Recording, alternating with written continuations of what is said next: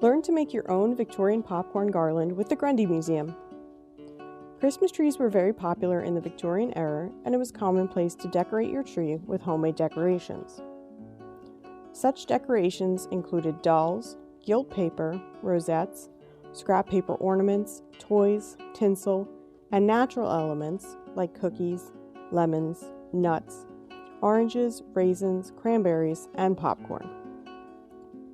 Using real popcorn for our tabletop tree was not possible. Proper collections care requires that no food or organic materials are in the museum.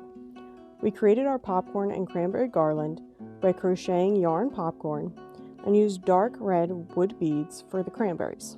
We think it looks great. So let's go learn to make some popcorn. In today's video, I'm going to show you how to make crocheted popcorn. I'm using a medium weight yarn and cream, but you can use any color you'd like. I'm also using a 5mm or H-sized crochet hook. You can use a larger or smaller hook depending on how tight you tend to crochet. To get started, take your yarn and wrap it around your finger twice. Take the left strand over the right and repeat to make a loop. Insert your crochet hook and pull the loop tight. You're then going to chain 4. 1, 2, 3, and 4. Should look like that. And then you're going to wrap your hook and go into the second stitch from your hook. You're going to go ahead and make a double crochet along with 5 more in that same hole. Now, if double crocheting is new to you, I recommend that you go ahead and re-watch the slower stitches that I do a couple times so you can follow exactly what you should be doing.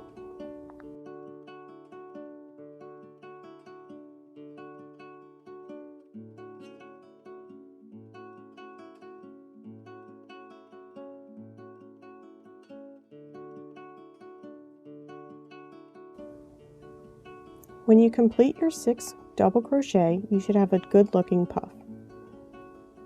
You're then going to make a slip stitch into the next stitch. And make sure to pull it fairly tight. You're then going to repeat the process and make 6 double crochet in that same stitch.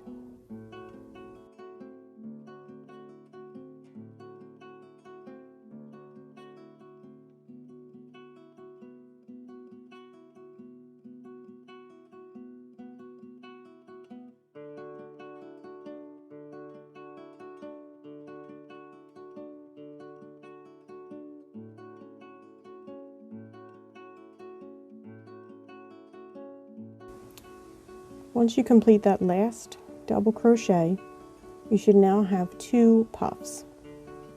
You're going to go ahead and do a final slip stitch into the next stitch. Again, you want to pull it fairly tight, and you're going to go ahead and do 6 more double crochet in that same stitch there.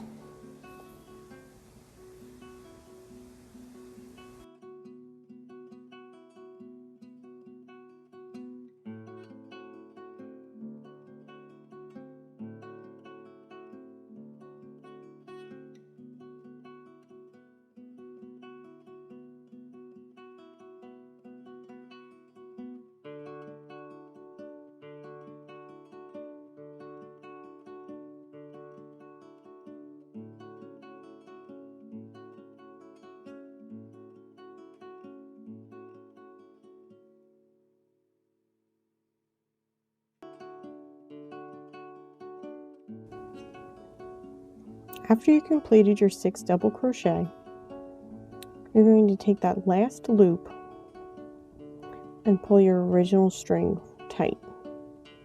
Now this is the loop that we made in the beginning, and you're going to be able to pull the 3 puffs together like so, and you're going to anchor it in the middle of your original 2 puffs. Now you're going to do this by just using a slip stitch. Again, you want to pull it fairly tight, give yourself a little bit of slack in that, and then cut it off.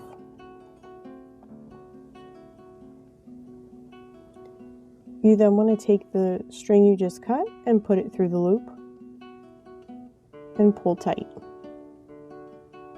This will keep your stitches from coming out.